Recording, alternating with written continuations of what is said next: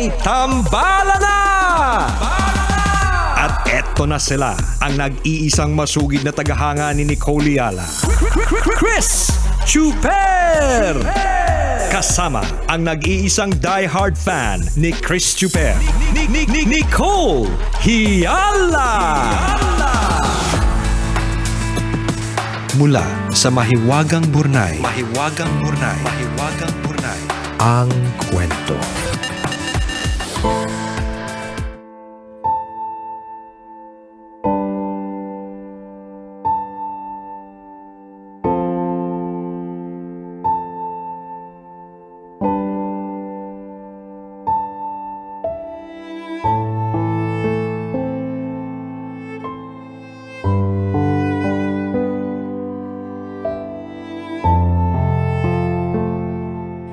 Dear Nicole and Chris,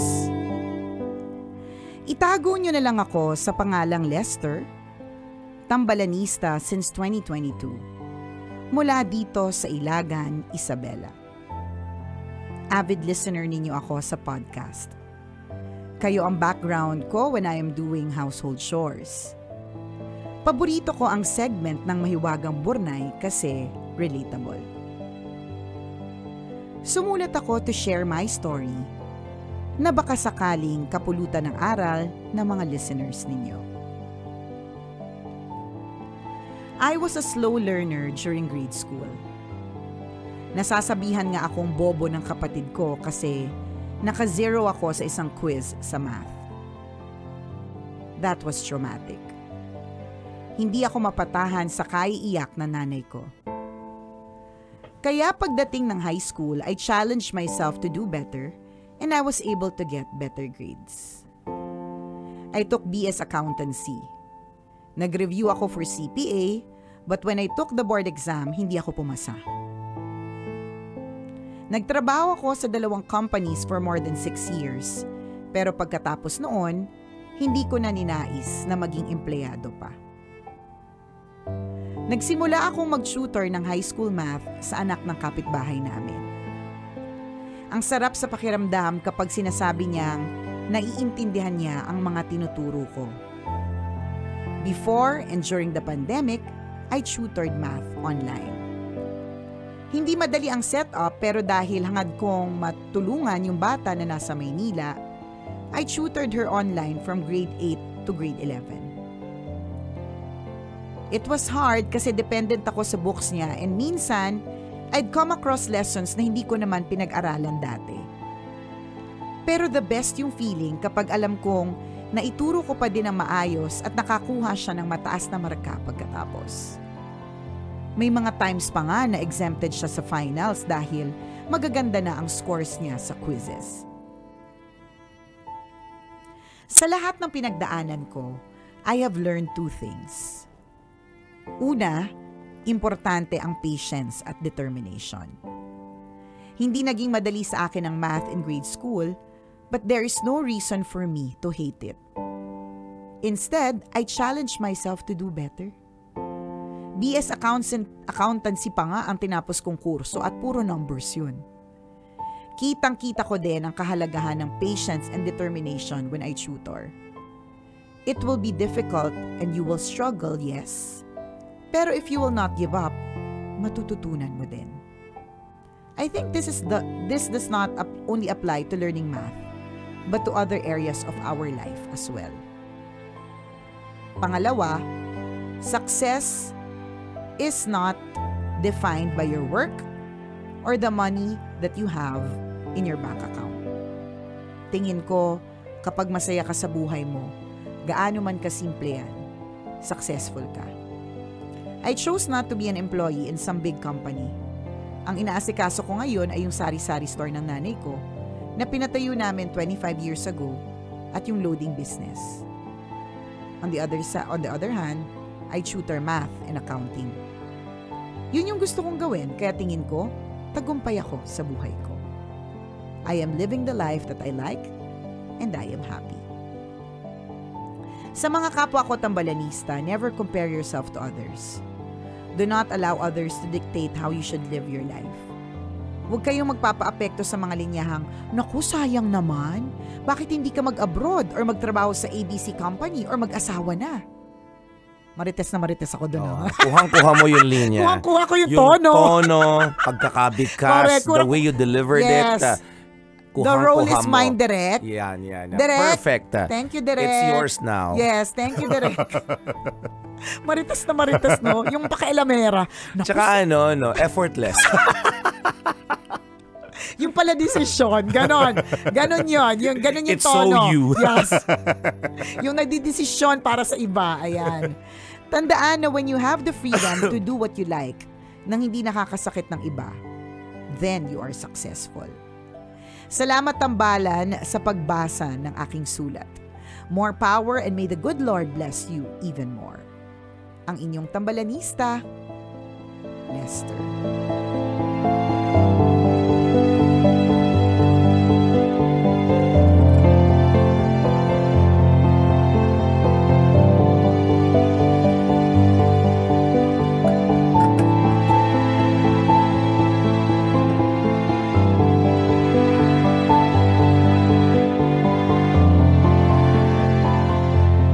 Ayan. Ang daming lessons na pwedeng matutunan mula sa kwento ni Lester, 'di ba? Yes. Kung ano man 'yon, hindi kanya-kanya na po tayo. Ano kami pa rin mag-iisip? Rewind yun na lang. Rewind yun na lang. Tapos isip-isip kayo. Kapag magkakasama kayo ngayon sa opisina, kayo na mag-discuss. Ganyan. Kailangan may moderator. Kailangan i-facilitate pa namin. Charot, diba? Pero ang ganda, no? Sometimes yung mga... Ang dami. Correct, yung mga negative things that are happening, minsan naiintindihan natin, bakit kailangan mangyari itong negative na bagay na ito? Bakit ko kailangan makatanggap na negatibong komento? Bakit ko kailangan masaktan ng ganito? Bakit ko kailangan umiyak ng ganito katindi, di ba? Hindi man naiintindihan at that particular moment, pero in time, 'di ba? God will reveal why. 'Di ba? Nadadating pala yung panahon, maiintindihan mo, kaya ko pala pinagdaanan 'yun. Kasi magiging mas determinado pala ako or magiging less tanga pala ako, 'di ba? Mas mapupuno ako ng wisdom, mas matututo ako, 'di ba? In the case of Lester, 'di ba? Yung pagkahamak sa kanya sabi sa kanya na medyo slow siya sa math o may kabubuhan sa math, 'di ba? Yung pa yung naging dahilan kung bakit take up ng BS Accountancy at ito pang malupit, naging tutor pa ng math, 'di ba? Alam mo, yung pala yung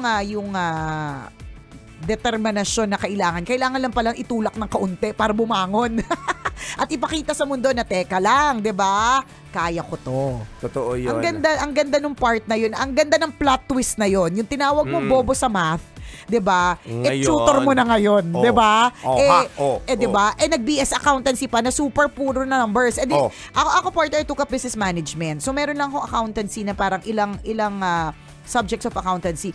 Talagang only by the grace of God ba't ko na itawid yung mga balance sheet, financial statements, eklabo. Ikaw din, for sure, sa master's part na, kaya diba? hilong-hilong ako, nagsusuka nga ako sa subject na yan. Samahan mo pa ng statistics. Sa truth, diba? Lahat ng anything number related, diba? Kahit nga ngayon kapag halimbawa may mga numbers, parang yung utak namin ni partner, nagko-close. Alam mo yung parang... Umaatras siya ng usa. Umaatras siya ng 3. In 3, 2, 1, close.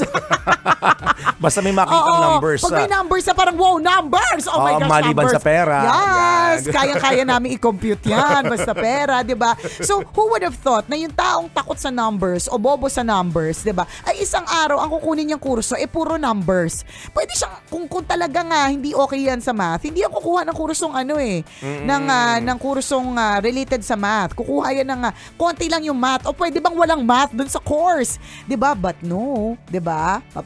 Maybe, hindi mo man inamin sa sarili mo, Lester, but in your mind and in your heart, I will show you, 'di ba? Correct. Na hindi ako tanga, hindi ako bobo. 'Di ba? Panis ka sa akin ngayon. Sabi ni Lester. Nililibre na kita ngayon, ikaw na nangamak sa akin. Nililibre na kita ngayon dahil sa paghihirap ko dahil sa numbers. O ano? Minsan yung mga ganyang negative things that are happening in our lives, fuel yan para mas dapat sana, no? Instead na ang reaction would be, ay oo nga, tanga ako. Oo, confirm, bobo ako, di ba? Instead na ganun ang reaction, ang mindset would be, ay hindi. Mali ka. Diba? Mali ka sa inaakala mo. Diba? Hindi tama yung nararamdaman mo. Diba? Mali ka ng pagkakaakala. tungkol sa akin. At marami nang namatay sa maling akala, kaya mag-ingat ka. Charot. Yung mga anong tawag sa ganyang henerasyon, yung kala mo lang. O tayo, nung bata tayo. Ganyan Ano ngayon, di ba? Yung mayabang yung mayabang na parang may belat pa.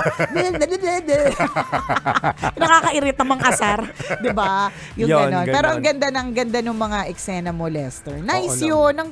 Alam mo, yun talaga, doon ako na-excite about life, mga kabisyo. Yung plot twists. Ang dami nun. Ang daming plot twist na parang Hindi mo akalain. Hindi mo akalain na mangyayari. Yes. Kaya nga, chill ka lang kasi kung yung plot twist na yan ay negative, meron niyang i-reveal na plot twist na positive.